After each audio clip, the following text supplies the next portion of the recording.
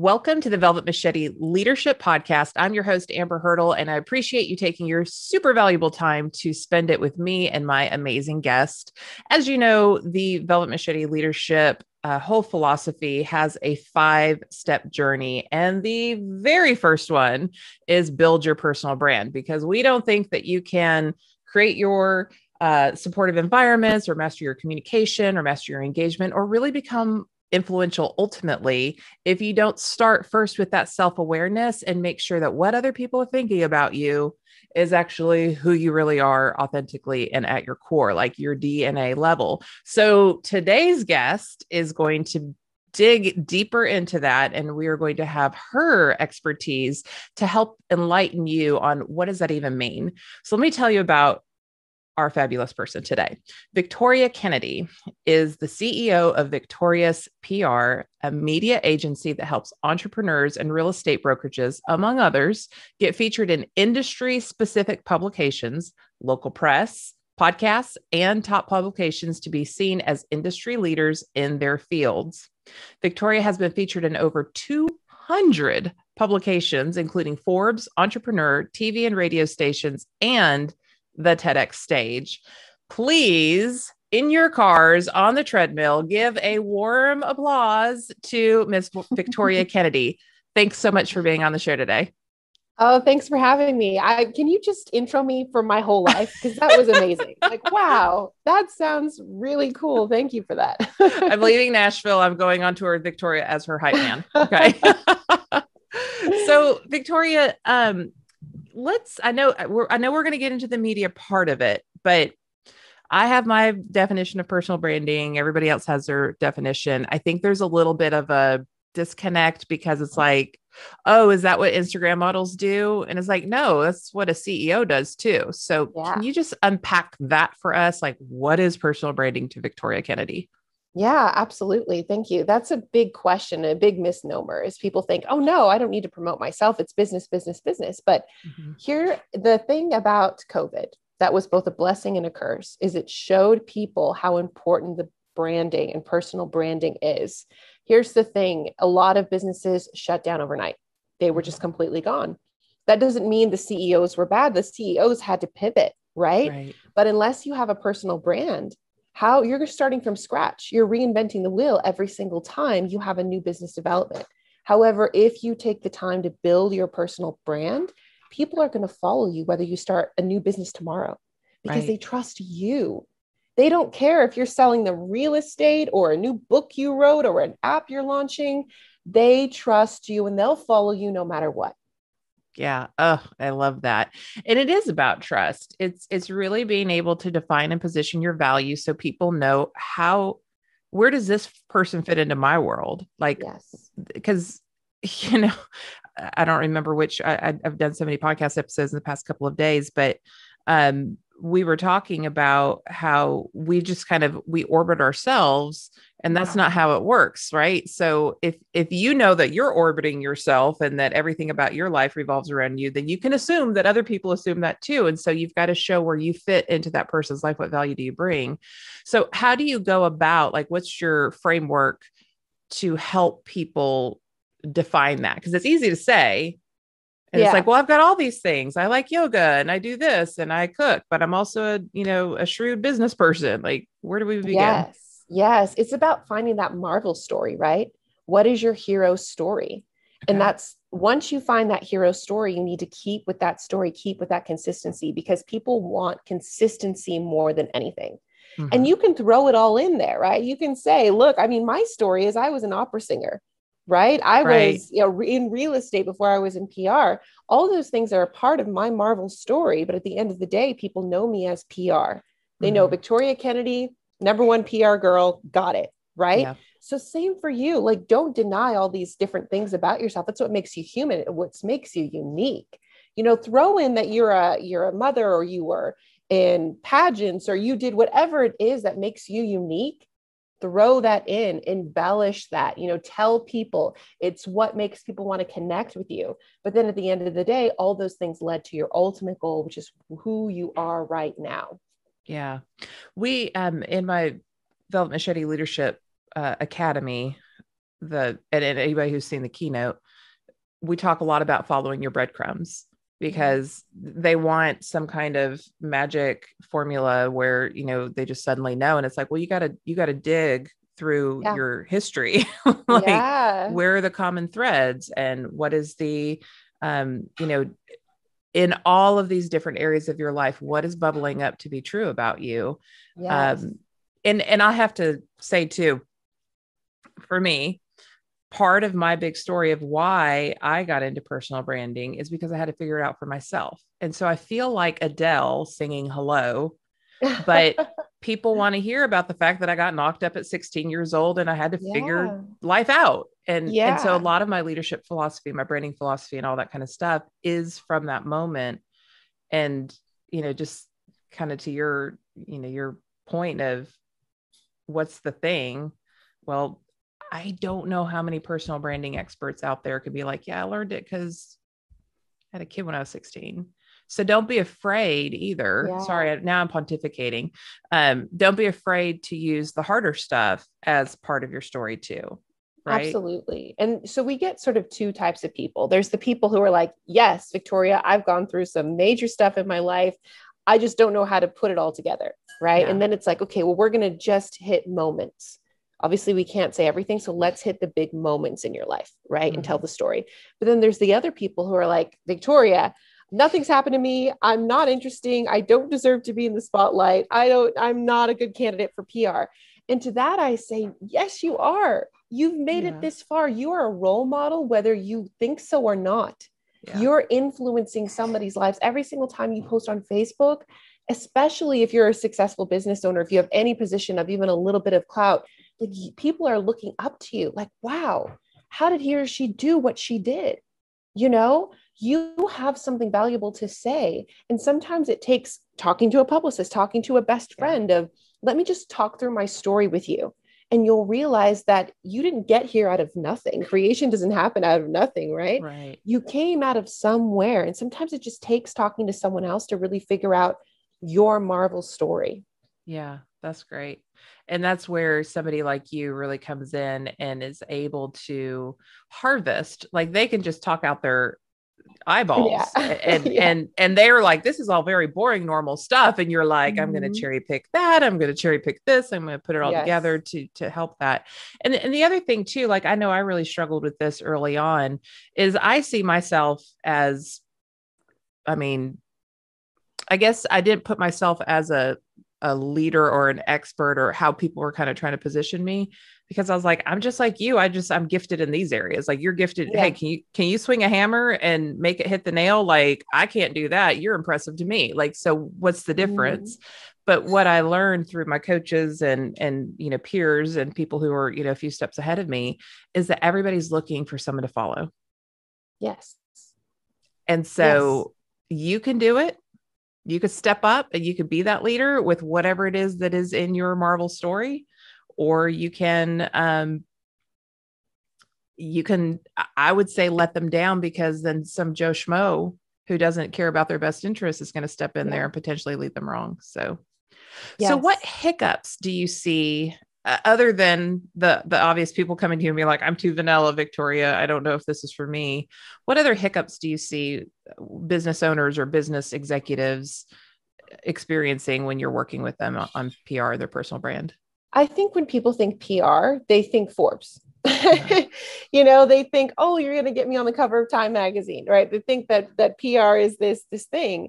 And I always like to say, if you are in the roofing business, how is Forbes going to help you besides helping your ego? Right. So my job is a lot of ego check of like, hey, this might be nice for you and to hang on your mantle or whatever, but what's in your best interest, and what is in your client's best interest? Yeah. You may think, oh, I need all these profile pieces about how awesome I am.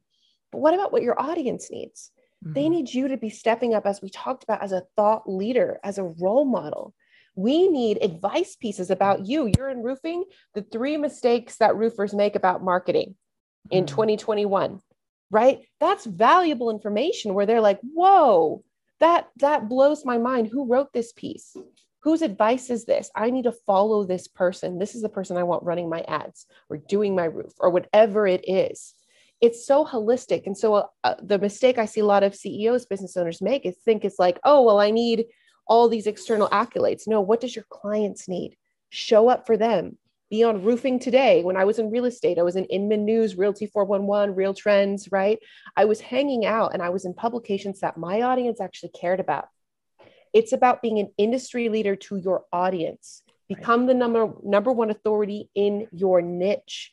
That's going to give you the biggest ROI and truly make you rise above your competition.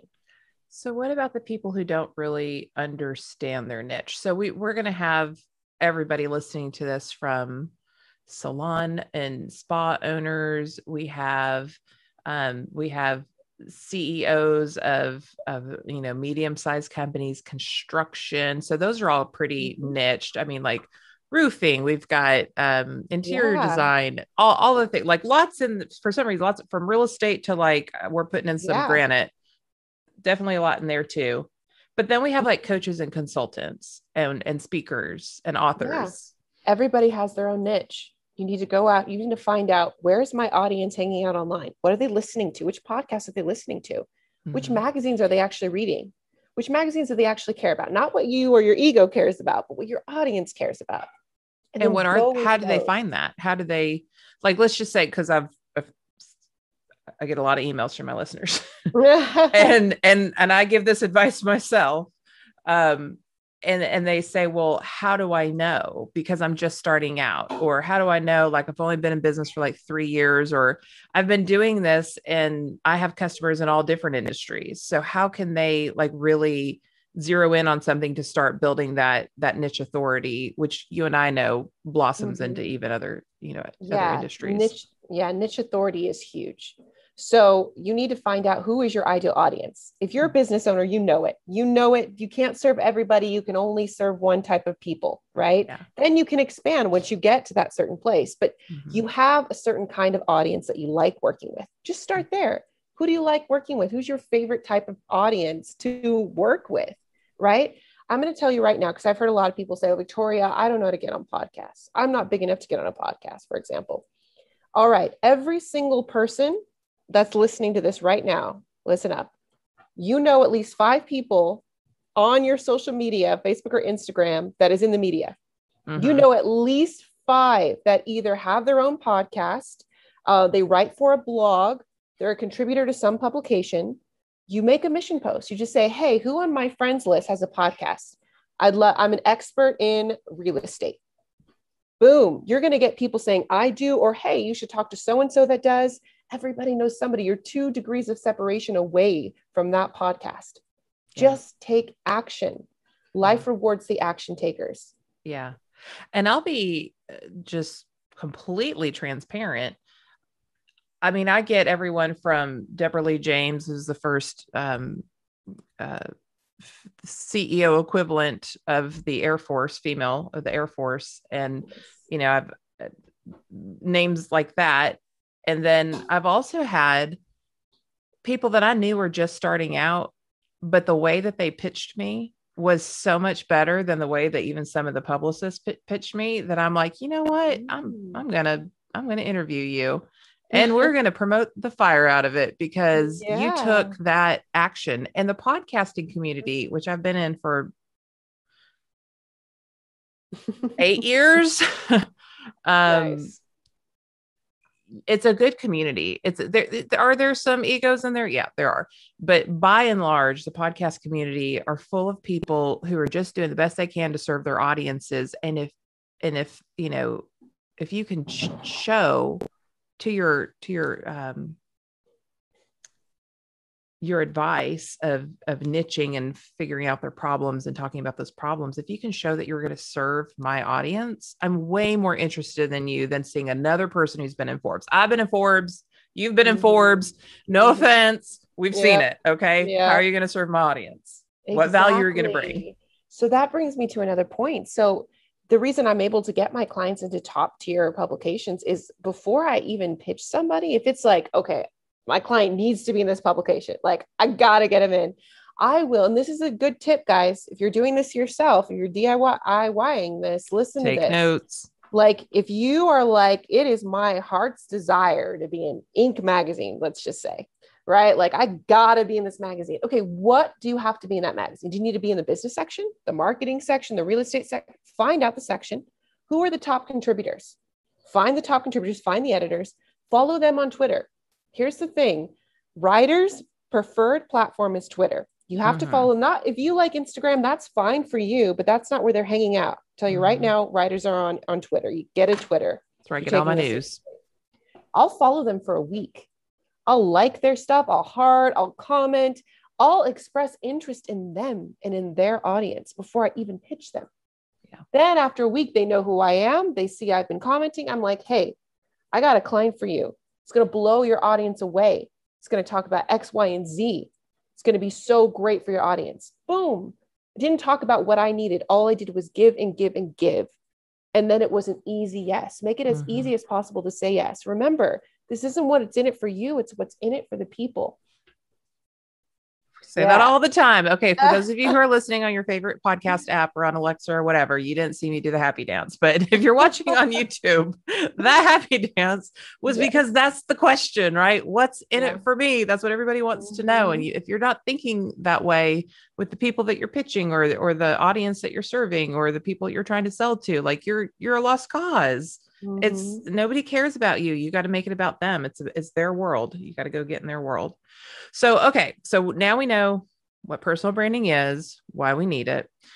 We've talked about the best places to pitch. So we're looking for niche audiences and where your actual customer is going to be hanging out, because PR is all great for the ego. And we can have all the vanity metrics in the world and have beautiful things on our walls. But if it doesn't translate to business, we're not really getting a return on our time or money investment.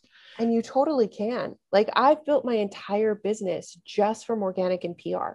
You know, so those people who say like, well, where's the ROI? I mean, I'm walking the walk, talking the talk. Like, I built my business to 7 figures in 1 year. No paid ads, all PR, all organic, because I was seen as an authority. So guys, like, I'm the living proof this stuff works. It's worth putting your time into, putting investments into. So can we take kind of a bigger step back? So, you know, you talk about industry specific publications, you're talking about podcasts, you're talking about, you know, the bigger publications, maybe even some local stuff. That to somebody who doesn't have a brain wired like yours and mine, because let's be real, PR people we're weird. We have a lot of circuits going at the same time. How do you, or what would you do to recommend that a do-it-yourself business person, they're not going to create a comprehensive plan right off the bat? What are the first steps that they can take? And then can we, after that, kind of jump to, once you have that foundation, here's like the next level that you can go to? Yeah. So I'll give you 3 steps: where to start, mid, and then where to go. Perfect. All right. So first things first, you need to have a profile funnel. Absolutely. Now you probably like, Victoria, what's a profile funnel? Well, let me explain. When somebody gets to your social media, be it a friend, a prospect, whatever, you have 3 seconds to impress them. 3. That's it. They're going to scroll for 3 seconds and make an assessment about you. Whether you like it or not, that's just the way it is. If I don't know what you do within the first 3 seconds, you've lost me as a customer and you've lost my credibility, right? If you're saying I'm the best real estate agent in the world, but all I see are pictures of your dog and what you ate yesterday, I'm sorry. I'm giving my business somewhere else. I can't tell you how many real estate agents are like, I can't believe my friend Sally went with a different realtor. And Sally goes, I totally forgot you sell real estate, because they don't post it. I should know within 3 seconds. It's not that hard, guys. You say, I sell real estate. I can help you buy or sell your next home with a link to your website or, you know, your Zillow reviews page, whatever it is. Have it that way, because whether you like it or not, your personal social medias are not your personal social medias. I'm sorry, that's your calling card. That's your virtual business card to the world of, this is who I am. This is how I show up in my life. Okay. So as soon as you start treating that like business, you're going to start seeing referrals. You're going to start people contacting you because you're said, I'm serious. This is who I am. This is how I'm showing up. Yeah. That's step 1. Yeah. So now that my son's graduating from high school and it's not going to be full of him and all of his friends and the things that I cook and feed them, I'll be on that track. I have 2. I do have 2. Oh, see, that's smart too. Yeah. But I always say the 80-20 rule. where 80% of the time we need to see our humanity, because nobody's going to contact you if you're business 24/7. Like, you don't want to see that. 80% of the time, I want to see funny memes. I want to see your dog. Like, I want to see it all. But 20% of the time, like, again, I shouldn't scroll longer than 3 seconds before I see something business. Yeah. Something that tells me what you do. Out of great respect for all of my friends, I'm like, you know what we're going to do with Nashville Gibbs? We're going to opt into him. So I actually created an account for him so that I did not flood all of my friends with dog pictures. But if you want to see them, he has a whole account all to himself. I love that. I love that. He makes appearances sometimes as our mascot on Velvet Machete, but oh my God, okay. So that was, we're kind of still in baseline. Step one. Yeah. Okay. Now, step 2, reach out to your local press, especially if you said a lot of business owners are listening to it and there's a local salon or local contractor. Guys, your local press, they're hungry for content. Mm-hmm. They're so hungry for content. And understaffed. Right? Everyone's going after these big dogs. Everyone's forgetting about their local press. And here's the thing. People still read the paper, guys, and it's digital. People are still reading it. And the people who are reading it are the people who have money. The people who are your ideal audience. They're the ones still reading the papers. Okay. And everybody loves, so like, did you see Johnny was in the local paper? Oh, my cousin was just in the local paper. Like, it's still a big deal. I've been on Forbes. My mom is like, what's Forbes? I'm in our local paper. My mom's calling all our aunts, our uncles, our cousins. Right? So don't underestimate the power of starting local. Say, hey, I noticed I'm a nail salon and I have this great article idea about how now COVID is restricted, everybody can go back to getting their nails done. And these are the 3 things that you need to look for when you're going back to the salon so that you stay safe. Ooh, they're going to love you. They're going to love you. They're going to ask you for more content, So don't be afraid to start small. It's the easiest barrier of entry and they're going to love to hear from you. Okay, what if I can't write? Because I hear a lot of that too. Like, I'm not a good writer. Yeah. Well, the thing is, if you're pitching an editor, the editor's the writer. You're just pitching the idea. There you go. So yeah, just say, I can be the expert. Here's a great idea about the salons. Can you quote me as the expert? Yeah. You're not writing it then. You're just providing the quote. Yeah. Y'all listen. I've gotten my backyard. This is what PR people do when they're bored. I've got my backyard on the cover of a design home magazine in Middle Tennessee, and through another PR relationship that I have, on the cover of the Tennesseans real estate section for the Home and Garden Show edition. What? And I see them when we sold our house. I saw them sitting there. I was like, that's what a bored PR person does. So if I can get my backyard featured on 2 different covers, you guys can get a feature in whatever it is that you need to get into that will help you in your niche world. I'm telling you, like, people, if you make it easy for them, right?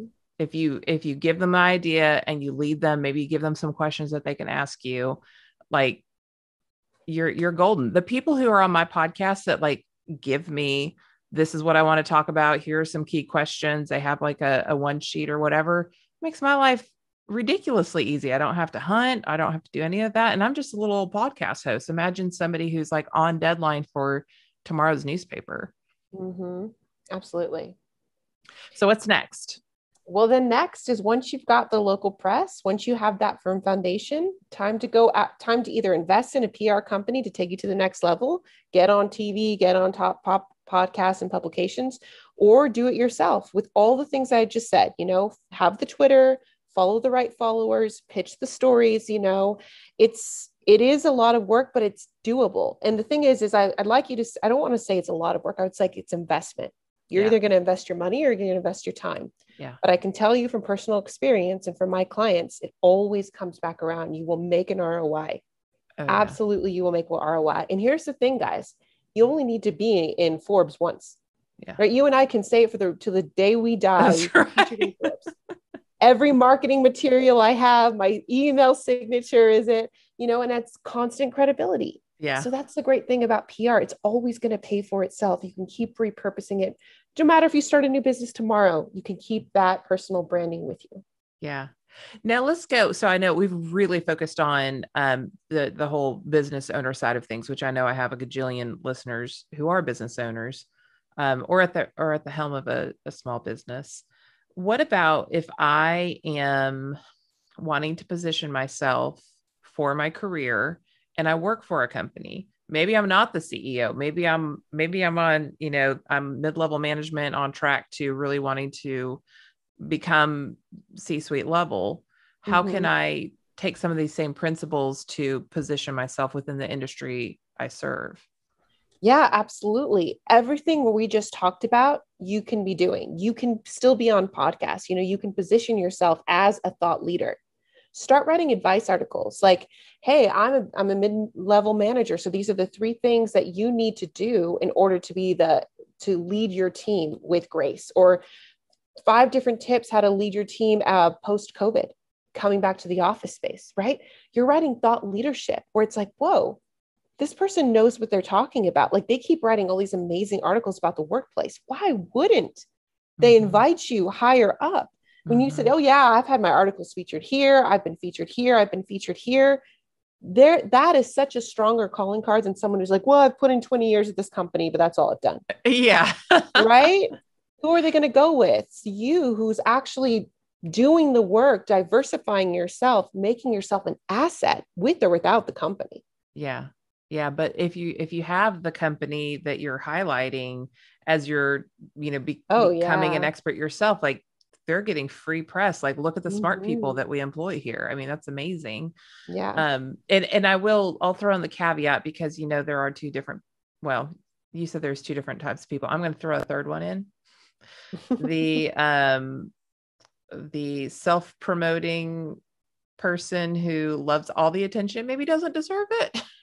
So we have the people who have a great backstory. You have people who think they have a vanilla backstory that we just need to dig a little bit harder. And then you have that person. So I would just caution those of you who might really have like a love language of what's that? I'm sure you get this pitched a lot as the podcast host. Well, there's that, but even just like, I work a lot with organizations, and so the Velvet Machete brand strategy is that we get our personal brands first. And when great personal brands are trusted and they're leading employer brands, then those strong employer brands attract and retain happy employees. And when they're happy, guess what happens for your customers? They're getting these like people who are fully invested in their jobs, and then you have happy customers. And so it all works together in those 3 areas of branding. That said, when I'm with some of these organizations, you can tell who they are. The self-promoters who, they apply for all the awards just because they want the recognition, not because they're not trying to serve anybody. Maybe their love language is words of affirmation, and they're like really over the top with that, or they're just naturally wired that way. Use your powers for the good. So that if you are trying to position yourself in your career and you want to use public relations as a tool, just be aware that whether you are or not, some people are going to think you're an attention whore, and you're not. You're just being strategic, and sorry on them that they don't know how to do it. Or you are an attention whore and you need to dial it back a little bit. So that's just my cautionary tale. 20 years in PR. Nice. So you've beautifully taken us from like, what is PR, to these really easy steps that anybody can take. What would be some like final parting words of wisdom that you would want to give the Velvet Machete leadership audience to just really give them one more nugget to walk away with? The biggest nugget I can give is just take action. The biggest thing, and I'm guilty of this too. You listen to a great podcast and you're like, man, there was so many nuggets of joy in that. And then the wisdom, that was great. And then you shut your laptop and you never think about it again. You don't take action. You don't do anything. It's just, oh, that was great. Yeah, I really should do those things. I don't believe in shoulds. Okay. I believe in action and results. So if anything I said resonated with you, even if it's as simple as just going to your Facebook byline right this instant and putting, I help so-and-so do so-and-so. I help people. Just do it. Just do something. Even if it's small, even if it's one mission post after this podcast is over and you say, hey, who do I know here in my friends list that's in the media? I want to be on a podcast. Yeah. Boom. It literally just that small, just take action. So my parting words is, fortune favors the bold. Take action and give back. It's not about you. It's about the audience. Yeah. Victoria, you have just been such a bright spot in my day. I knew I was going to like you. I was looking forward to this interview. I love just how you shoot people straight and you demystify it. Like, it's not that hard. Like, just do this one thing. And then that's step one. And PR is a kind of a nebulous world sometimes for a lot of people. So thank you so much for being on the show. We greatly appreciate you. Absolutely. Thank you so much too. And if anybody's interested, you can find me at victoriouspr.com. And also, please, I'm a real person, so find me on Facebook. I'm Victoria Kennedy. Send me a message. Just say, Victoria, I love the podcast. I had a question about it, whatever you need help with. Like, honestly, I love doing business people to people. So I'm not some, this person up in the sky here. I'm a real person. Shoot me a message. I'll help you in any way I can. Yeah, I love that. And we will have victoriouspr.com in the show notes. We will also have her Facebook. I think we have, her LinkedIn as well. So connect.